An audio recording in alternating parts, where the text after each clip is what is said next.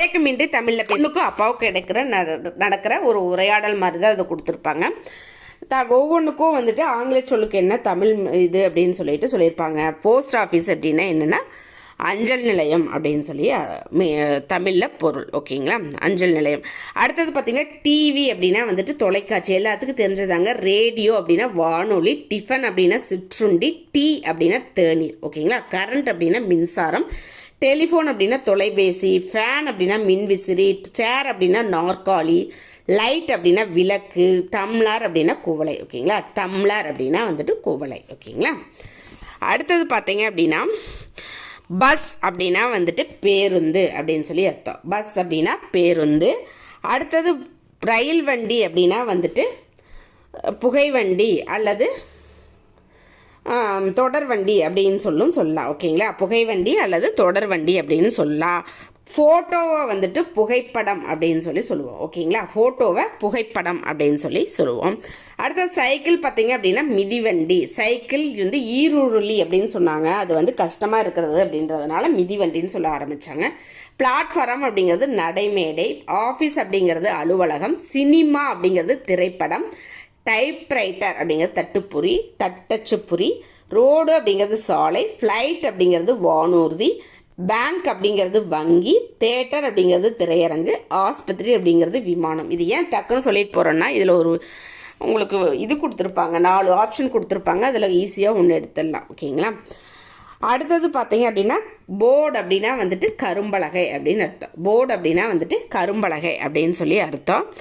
அடுத்தது இனிஷியல் அப்படின்னா வந்துட்டு முன்னெழுத்து அப்படின்னு அர்த்தம். இனிஷியல் அப்படின்னா வந்துட்டு முன்னெழுத்து அப்படின்னு சொல்லிட்டு. ஓகேங்களா, தமிழில் முன்னெழுத்துன்னு சொல்லுவோம். ஓகேங்களா, அடுத்தது பார்த்தீங்கன்னா கம்ப்யூட்டர் அப்படின்னா வந்துட்டு கணினி அப்படின்னு சொல்லுவோம். காலேஜ் அப்படின்னா கல்லூரி, யூனிவர்சிட்டி அப்படின்னா பல்கலைக்கழகம், டெலஸ்கோப் அப்படின்னா தொலைநோக்கி, தெர்மாமீட்டர்னா வெப்பமானி, இன்டர்நெட் அப்படின்னா இணையம், ஸ்கூல் அப்படின்னா பள்ளி, சயின்ஸ் அப்படின்னா அறிவியல், மைக்ரோஸ்கோப் அப்படின்னா நுண்ணோக்கி, நம்பர் அப்படின்னா எண். ஓகேங்களா, அடுத்தது பார்த்தீங்க அப்படின்னா வந்துட்டு இப்போ பார்த்தீங்க அப்படின்னா ஃபஸ்ட்டு வந்துட்டு நம்ம வடமொழி சொற்களும் யூஸ் பண்ணோம். நமஸ்காரம் அப்படிங்கிறதுல வடமொழி சொற்கள். அது பார்த்தீங்க அப்படின்னா வணக்கம் அப்படின்னு தமிழ்மொழி. ஸ்ரீராமன் ஸ்ரீமதி அப்படிங்கிறத பார்த்தீங்கன்னா இப்போ திருமதி அப்படின்னு சொல்லிட்டு தமிழில் எழுத பழகிட்டோம். அதாவது சர்வகலாசாலை அப்படின்றத பார்த்திங்கன்னா இப்போ பல்கலைக்கழகம் அப்படின்னு தமிழ் மொழியில் யூஸ் பண்ண ஆரம்பிச்சிட்டோம். கவர்னர் அப்படிங்கிறத ஆளுநர் என்றும் சொல்கிறது பயன்படுத்திட்டோம். ஸ்வீட் ஸ்டால் அப்படிங்கிறத இனிப்பகம்னு சொல்ல ஆரம்பிச்சிட்டோம். டியூப் லைட் அப்படிங்கிறத குழல் விளக்குன்னு சொல்ல ஆரம்பிச்சிட்டோம். ஓகேங்க, அடுத்தது பார்த்திங்கன்னா காருக்கு வந்துட்டு மகிழுந்து அப்படின்னு சொல்லுவோம். ஓகேங்களா, தமிழில். டீக்கு பார்த்திங்கன்னா தேநீர்னு சொல்லுவோம். காஃபிக்கு வந்து குழம்பி அப்படின்னு தமிழில் சொல்லுவோம். ஓகேங்களா, சைக்கிளை வந்துட்டு ஈருருளின்னு சொன்னோம், ஆனால் ரொம்ப கஷ்டமாக இருக்குதுன்னு சொல்லிட்டு மிதிவண்டி அப்படின்னு சொல்லி நம்ம இப்போ சொல்ல ஆரம்பிச்சிட்டோம். ஓகேங்களா, அடுத்தது பார்த்திங்கன்னா பிளாஸ்டிக் அப்படிங்கிறத பார்த்திங்கன்னா நெகிழி அப்படின்னு சொல்லுவோம். மீடியா அப்படிங்கிறத ஊடகம் அப்படின்னு சொல்லுவோம். ஓகேங்களா, இவ்வாறு நம்ம தமிழ் சொற்களை வந்துட்டு சொல்கிறோம். ஓகேங்களா, நகரமும் அதாவது ஆரம்ப காலத்தில் பார்த்தீங்கன்னா மக்கள் வாழும் நிலத்தை பார்த்தீங்க அப்படின்னா வந்துட்டு நாடுன்னு குறிக்க ஆரம்பித்தாங்க. சிறந்த ஊரை நகரம்னு சொல்லி குறிக்க ஆரம்பித்தாங்க. நாடு அப்படின்னு தொடங்குற ஊரும் நகரமும் தொடங்குற ஊரை பற்றி இதில் சொல்லியிருப்பாங்க. அடுத்தது பார்த்தீங்க அப்படின்னா வந்துட்டு இது எதுலேருந்து எடுத்தது அப்படின்னா வந்துட்டு ராப்பி ஊரும் பேரும் அப்படிங்கிறதுல இருந்துட்டு ராப்பி சொல்லின் செல்வர் ராப்பி சேதுபிள்ளை எழுதுனா ஊரும் பேரும் அப்படிங்கிறதுலேருந்து எடுத்திருப்பாங்க. இதில் என்ன சொல்லியிருக்காங்கன்னு சொல்லி பார்க்கலாம் வாங்க. ராப்பி சேதுபிள்ளை எழுதுனது இது. ஓகேங்களா, ஊரும் பேரும் அப்படின்னு சொல்லிட்டு. நாடு அப்படிங்கிறது பார்த்திங்கன்னா ஆரம்பத்தில் பார்த்திங்கன்னா மக்கள் வாழும் நிலப்பகுதி தான் வந்துட்டு நாடுன்னு சொல்லி குறிச்சிருக்கிறாங்க. ஓகேங்களா, இப்போ என்ன அப்படின்னா வந்துட்டு தமிழர்கள் வாழ்ந்த நாடு பார்த்தீங்க அப்படின்னா வந்துட்டு தமிழ்நாடு அப்படின்னு சொல்லிட்டு பேர் பெற்றிருக்கு. நாடுன்னு வந்திருக்குதா, தமிழ்நாடுன்னு சொல்லி பேர் பெற்றிருக்கு. ஓகேங்களா, மூவேந்தர்கள் ஆட்சிக்குட்பட்ட பகுதிகளை அவர் பேர்னாலேயே சேரநாடு, சேரநாடு,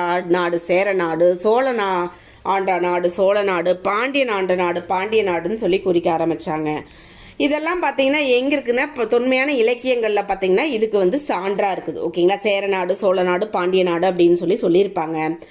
ஆரம்பத்தில் பார்த்தீங்கன்னா அவங்க ஆண்ட நாடுகளை சேரநாடு, சோழநாடுன்னு சொல்ல ஆரம்பித்தது உள்ளுக்குள் இருக்கிற ஒவ்வொரு ஊரையும் பார்த்தீங்க அப்படின்னா வந்து நாடுன்னு அவங்க சேர நாடுனா அதுக்குள்ளே நிறைய ஊர் இருக்குது இல்லைங்களா, அந்த ஊருக்கு ஒவ்வொரு ஊரையும் பார்த்தீங்க அப்படின்னா நாடுனே பேர் வைக்க ஆரம்பிச்சிட்டாங்க. ஓகேங்களா, அதுக்கு எடுத்துக்காட்டு என்ன அப்படின்னா கொங்கு நாடு, தொண்டை நாடு அப்படிங்கிறதா வந்து எடுத்துக்காட்டுன்னு சொல்கிறாங்க. ஓகேங்களா, சிறுபான்மையான சில தனி ஊர்களுமே பார்த்திங்கன்னா நாடுன்னு பேர் வைக்க ஆரம்பிச்சிட்டாங்க. ஓகேங்களா, அதுக்கு எடுத்துக்காட்டு என்னென்னா பாண்டி மண்டலத்தை சார்ந்த நாடுல ஒன்று மொரப்ப நாடுன்னு சொல்லிட்டு. ஓகேங்களா, ஒரு மொரப்ப நாடுங்கிறது இது இம்பார்ட்டன்ட்டுங்க. இது எந்த மண்டலத்தை சார்ந்ததுன்னா பாண்டி மண்டலத்தை மொரப்பு நாடுங்கிறது.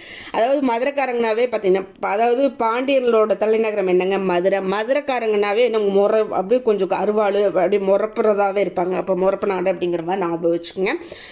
அது பார்த்தீங்கன்னா இப்போ எங்கே இருக்குன்னா பொருணை ஆற்றின் கரையில் இருக்கிற ஒரு சிற்றூர் பார்த்தீங்க அப்படின்னா அந்த பேர்லேயே வழங்குறாங்க. மொரப்பு நாடுங்கிறது இப்போ வந்து பொருணை ஆற்று இப்போ தற்போது பொருணை ஆற்றின் கரையில் உள்ள ஒரு சிற்றூரோட பெயராகவே வந்து மொரப்பு நாடுன்னு சொல்லி இருக்குதுன்னு சொல்கிறாங்க.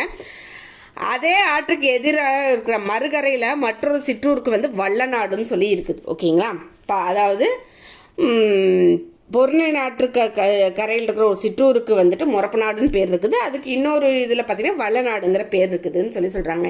இங்கே நாடுங்கிற ஊரை குறிக்கும் சோழ நாட்டிலையுமே பார்த்தீங்கன்னா நாடுங்கிற இது இருக்கிற ஒரு ஊர்களை பார்க்கலாம் அப்படின்னு சொல்கிறாங்க. அது என்னென்னா மாயவரத்துக்கு அடுத்து இருக்கிறது வந்து கோரநாடு அப்படின்னு சொல்கிறாங்க. கூரை நாடு அப்படிங்கிறதா வந்துட்டு கோரநாடுன்னு சொல்லி இதாக இருக்குதுன்னு சொல்கிறாங்க. இது வந்து ஒன் வேர்டு ஆன்சரில் வந்து இந்த மாதிரி பொறுத்துக்கிற மாதிரி கேட்குற மாதிரி சான்ஸ் இருக்குது. மாயவரத்துக்கு அடுத்து இருக்கிறது கோரநாடு.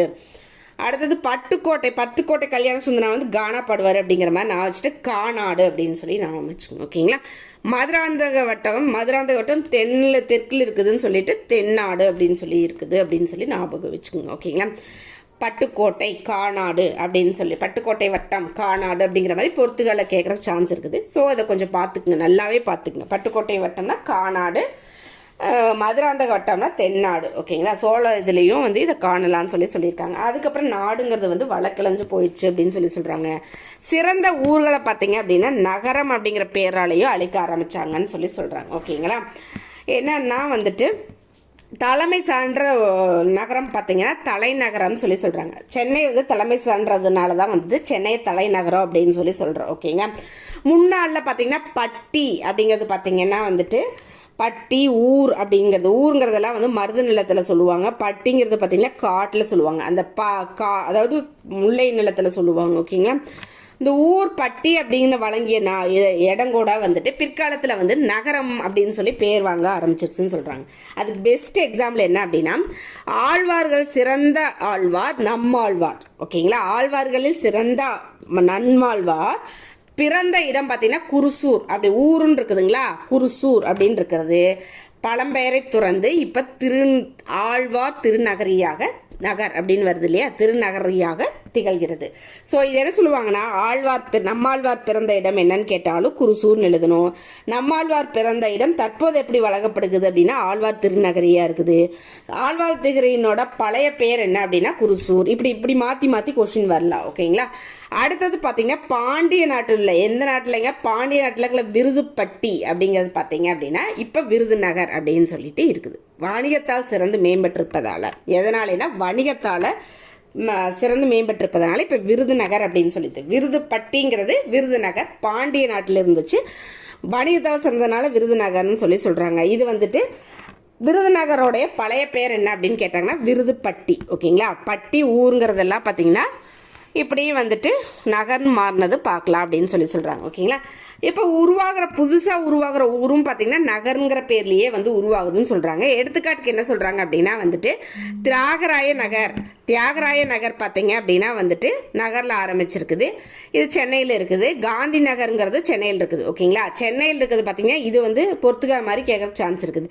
சென்னையில் இருக்கிறது பார்த்தீங்கன்னா தியாகராய நகரும் காந்தி நகரும் சென்னையில் இருக்குது.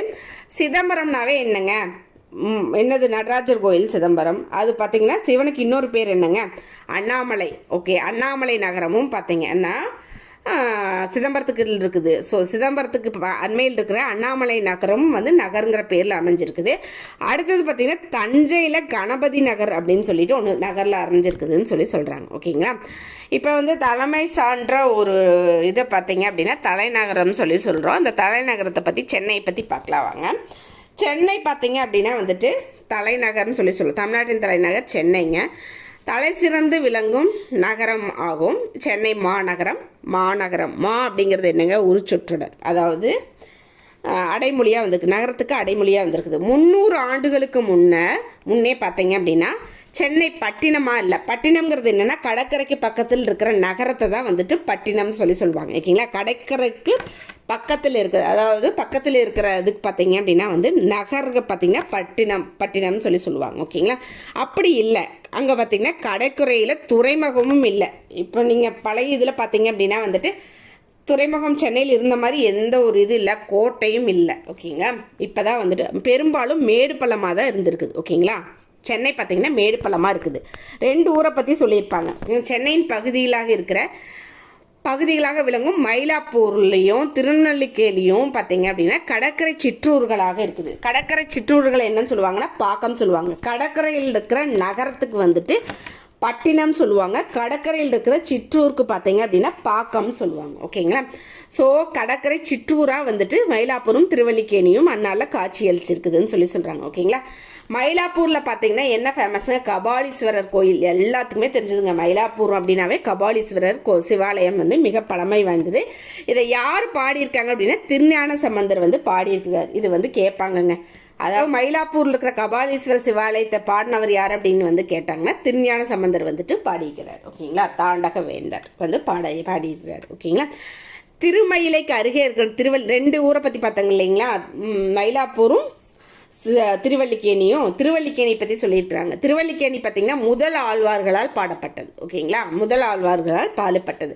அப்போ பார்த்தீங்கன்னா முதல்ல அல்லிக்கேணின்னு தான் இருந்துச்சு. ஓகேங்களா, அல்லிக்கேணி அப்படின்னா வந்துட்டு அள்ளிமலர் பார்த்தீங்கன்னா கேணிங்கிறது குளம். ஓகேங்களா, அள்ளிமலர் அழகுற அமைஞ்ச கண்ணை கவர்ந்த கேணிக்கு பக்கத்தில் அந்த ஊர் இருந்ததுனால அது வந்துட்டு அல்லிக்கேணி அப்படிங்கிற ஊர் பெற்றுச்சு.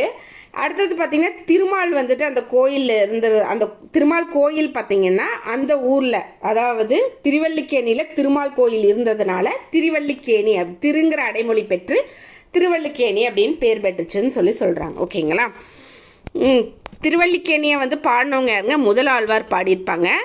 மயிலாப்பூரில் இருக்கிற கபாலீஸ்வரர் கோயில் இருக்கிற சிவாலயத்தை பற்றி பாடினவர் வந்து திருஞான சம்பந்தர். ஓகேங்களா, அடுத்தது பார்த்தீங்க அப்படின்னா பேட்டைங்கிறது பார்த்தீங்கன்னா தொழில்களில் சிறப்படையும் ஊர்கள். ஓகேங்களா, சிறந்த ஊர்கள் பார்த்தீங்கன்னா நகரம் சொல்லுவாங்க. தொழிலில் சிறப்படையும் ஊர்கள் பார்த்தீங்க அப்படின்னா பேட்டைன்னு சொல்கிறாங்க.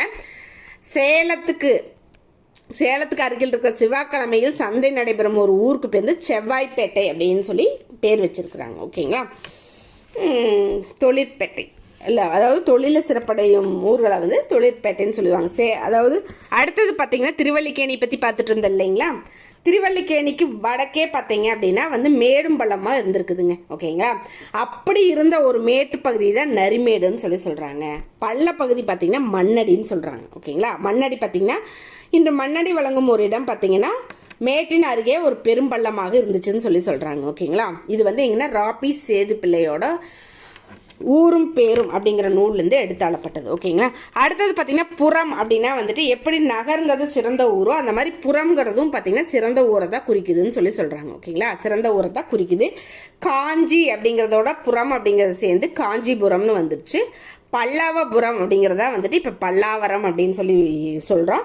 அடுத்தது கங்கை கொண்ட சோழபுரம், தர்மபுரம், இது எல்லாமே வந்து புறம்ல வந்துச்சு. ஓகேங்களா, ஆல்ரெடி பார்த்தோம் சென்னை வந்துட்டு அப்போ பட்டினமாக இல்லை அப்படின்னு சொல்லிட்டு. கடற்கரைக்கு பக்கத்தில் இருக்கிற நகரங்கள், கடற்கரையில் உருவாகும் நகரங்கள் பார்த்திங்கன்னா பட்டினம். ஓகேங்களா, கடற்கரையில் உருவாகும் சிற்றூர்கள் நகரங்கள் பட்டினம்னு சொல்கிறாங்க, சிற்றூர்கள் பாக்கம்னு சொல்கிறாங்க. ஓகேங்களா, நகரம் பட்டினம்னு சொல்கிறாங்க, சிற்றூர் வந்து பாக்கம்னு சொல்கிறாங்க. ஓகேங்களா, இதுக்கு பட்டினத்துக்கு எடுத்துக்காட்டு பார்த்தீங்க அப்படின்னா வந்து காவிரி பூம்பட்டினம், நாகப்பட்டினம், காயல்பட்டினம், குலசேகரப்பட்டினம், சதுரங்கப்பட்டினம் அதெல்லாம் வந்து பட்டினம் என்ற பெயர் பெற்ற ஊர்கள். பாக்கம் பார்த்தீங்க அப்படின்னா பட்டினம்பாக்கம், கோடம்பாக்கம், மீனம்பாக்கம், நுங்கம்பாக்கம், சேப்பாக்கம் அப்படின்னு சொல்லிட்டு பாக்கம். ஓகேங்களா, கடற்கரைக்கு பக்கத்தில் இருக்கிற நகரம் பட்டினம் சொல்கிறாங்க, கடற்கரைக்கு பக்கத்தில் இருக்கிற சிற்றூர்கள் பாக்கம்னு சொல்கிறாங்க. புலம் அப்படிங்கிறது வந்து நிலத்தை குறிக்கும்னு சொல்கிறாங்க. அதுக்கு எடுத்துக்காட்டு புலம்ங்கிறது ஒரு கொஷினில் கேட்டிருந்தாங்க. புலம் அப்படிங்கிறது எதை குறிக்கும்னு சொல்லி கேட்டிருக்காங்க. நிலத்தை குறிக்கும் அப்படின்னு சொல்லி சொல்லணும். ஓகேங்களா, புலம்ங்கிறது நிலத்தை குறிக்கும். மாம்புலம், தாமரை புலம், குறவை புலம் அதெல்லாம் வந்துட்டு பயங்கர எடுத்துக்காட்டுங்க. அடுத்தது பார்த்தீங்கன்னா குப்பம் அப்படிங்கிறது பார்த்தீங்கன்னா நெய்தல் நிலத்தில், நெய்தல்ங்கிறது கடலும் கடல் சார்ந்த இடத்துல இருக்கிற வாழ்விடங்கள் பார்த்தீங்கன்னா குப்பம்னு சொல்லி சொல்கிறாங்க. ஓகேங்களா, வாழ்விடங்கள் பார்த்தீங்கன்னா குப்பம் சொல்கிறாங்க, வாழ்விடங்கள். ஓகேங்க, காட்டுக்குப்பம், நொச்சி குப்பம், மஞ்ச குப்பம், மந்தார குப்பம் ஆகியவை வந்து இதுக்கு எடுத்துக்காட்டுன்னு சொல்லி சொல்கிறாங்க. ஓகேங்களா, இலக்கணமும் மொழித்திறனும். ஓகேங்களா, மாத்திரை அப்படிங்கிறது என்ன அப்படின்னா ஆல்ரெடி 6th வந்து புது புக்கில் பார்த்துருப்போம். மாத்திரைங்கிறது என்னென்னா ஒரு எழுத்தை வந்துட்டு எந்த ஒளியில் ஒழிக்கிறோம் அப்படிங்கிறத பொறுத்து தான் வந்து மாத்திரைங்கிறது சொல்லப்படுது. ஓகேங்களா, ஒரு எழுத்தை பார்த்தீங்க அப்படின்னா வந்துட்டு அ அப்படின்னு குறிச்சு ஒழிச்சா அப்படின்னா வந்துட்டு அது ஒரு மாத்திரை. ஆ அப்படின்னா அதாவது ஒரு ஒழுத்தை எழுக்கக்கூடிய நேரத்தை தான் வந்துட்டு மாத்திரைன்னு சொல்லி சொல்கிறோம். அது பார்த்தீங்கன்னா ஒரு சிறிய அளவு, ஒரு அது என்ன சொல்கிறாங்கன்னா ஒரு கண்ணை இப்படி சிமிட்டுற நேரமோ அல்லது கண்ணை அதாவது கையை இப்படி சொடுக்கிற நேரமோ ஆகும் காலம்தான் வந்துட்டு மாத்திரைன்னு சொல்லி சொல்கிறாங்க. ஓகேங்களா, அடுத்தது பார்த்தீங்கன்னா மெய்யெழுத்து பார்த்தீங்க அப்படின்னா அரை மாத்திரை. ஓகேங்களா, மெய்யெழுத்து அரை மாத்திரை. உயிரெழுத்து குறில், எப்பவுமே வந்து உயிரெழுத்து குறில் பார்த்தீங்கன்னா ஒரு மாத்திரை. உயிர்மை எழுத்து குறில்னாலும் எது குறில்னாலும் இருந்தாலும் ஒரு மாத்திரை தாங்க. ஃபார் எக்ஸாம்பிள் ஆங்கிறதும் ஒரு எழுத்து தான், காங்கிறது ஒரு மாத்திரை தான். ஓகேங்களா, அடுத்தது உயிரெழுத்து நெடில் பார்த்தீங்கன்னா ஆ அப்படிங்கிறது பார்த்தீங்கன்னா 2 மாத்திரை, கா அப்படிங்கிறது பார்த்தீங்கன்னா 2 மாத்திரை. ஓகேங்களா, ஸோ உயிரெழுத்தாக இருந்தாலும் உயிர்மை எழுத்தாக இருந்தாலும் குறிலாக இருந்ததுன்னா ஒரு மாத்திரை, உயிரெழுத்தாக இருந்தாலும் உயிர்மை எழுத்தாக இருந்தாலும் நெடிலாக இருந்தால் 2 மாத்திரை. ஓகேங்களா, இந்த அளவை தாண்டும் மொழியளவை அளபடைன்னு சொல்லி சொல்கிறோம். ஓகேங்களா, இதுக்கு முன்னாடி பார்த்தோம் உப்புன்னு சொல்லிட்டு. ஓகேங்களா, அடுத்தது பார்த்தீங்கன்னா இதுக்கு முன்னாடி பார்த்தீங்க அப்படின்னா திணை 2 வகைப்படும் பார்த்தோம், பால் வந்து 5 வகைப்படும் சொல்லி பார்த்தோம். இப்போ எண் 2 வகைப்படும். ஓகேங்களா, எண் பார்த்தீங்கன்னா ஒருமை பன்மைன்னு 2 வகைப்படும். ஓகேங்களா, ஒன்றை குறிப்பது ஒருமை, பூங்கிறது வந்து ஒன்றை குறிக்கிறது ஒருமை, பல பூக்கள் சேர்ந்தது வந்து பன்மை. ஒன்று குறிச்சா ஒருமை, பல பூக்கள் சேர்ந்தா பன்மை. ஓகேங்களா, சிங்குலர் ப்ளூரல்னு சொல்லி இங்கிலீஷில் சொல்கிறோம் இல்லையா, அதுதான்.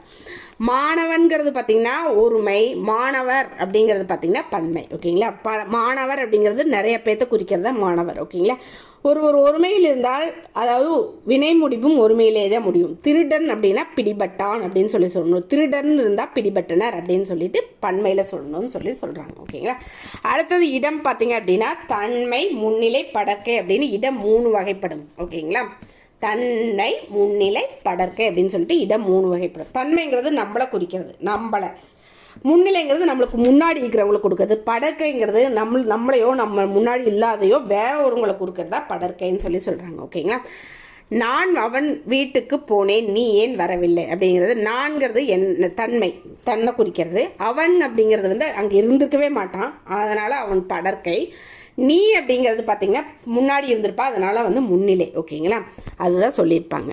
ஓகேங்களா, நீங்கள் அப்படிங்கிறது முன்னிலை, அவர்கள் அவை அப்படிங்கிறது படர்க்கை, அப்படி நாங்கள் அப்படிங்கிறது தன்மை. ஓகேங்களா, முன்னிலை என்பது முன்னால் இருப்பவரை குறிக்கும், படர்க்கை என்பது தன்மை முன்னிலையாத மற்றவரை குறிக்கும். ஒவ்வொரு இடத்திலும் அதற்கேற்ப வினைபடுமை பெறுதல் வேண்டும் அப்படின்னு சொல்லி சொல்கிறாங்க. ஓகேங்களா, பிளாஸ்டிக் என்பதற்கு இணையான தமிழ் சொல் என்னன்னா நெகிழி. பிளாஸ்டிக்னா நெகிழி. ஓகேங்களா, பிளாட்ஃபார்ம் அப்படின்னா நடைமேடை.